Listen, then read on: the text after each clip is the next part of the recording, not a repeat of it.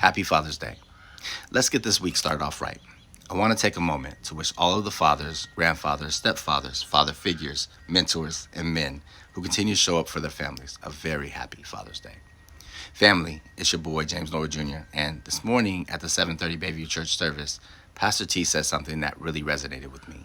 And I quote him, "When men stand up, God shows up," end quote.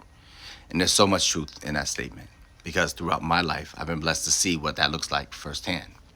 I've seen it through men who love their families, men who led with integrity, men who showed up when it mattered, men who taught lessons that continue to impact others long after they're gone. And when I think about Father's Day, I can't help but think about my own father, the real James Norwood, a man I miss deeply, a man whose influence continues to shape my life every single day. And in many ways, that's what this week's reflections are all about.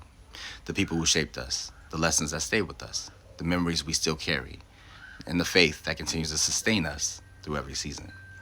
And this week, we're stepping away from a specific theme and spending time reflecting on some personal moments that have shaped my journey. We'll begin with the faith blog, Why I Wrote Holding Faith in the In-Between, released today.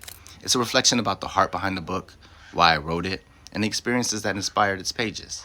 Then we'll have the Faithful Reflection, the realest thing I ever wrote, which is a personal reflection about faith, loss, perseverance, and some of the most honest words I've ever put down in writing. Finally, later this week, we'll have Fresh Stop Friday. Ain't it fun? It's inspired by the Paramore song that made me stop as I finally listened fully to the lyrics. And as I started thinking about life, growing older, and the lessons we never saw coming, and learning to trust God through it all. The older I get, the more I realize that some of life's greatest lessons aren't found in success or achievement.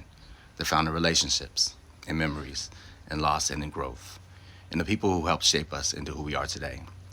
So head over to jamesnorwoodjr.com.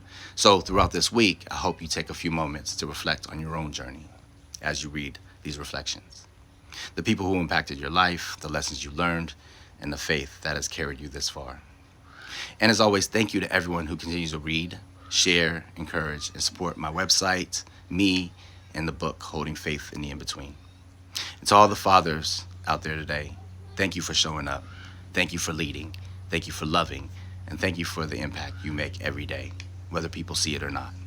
I'm looking forward to sharing these reflections with you throughout the week.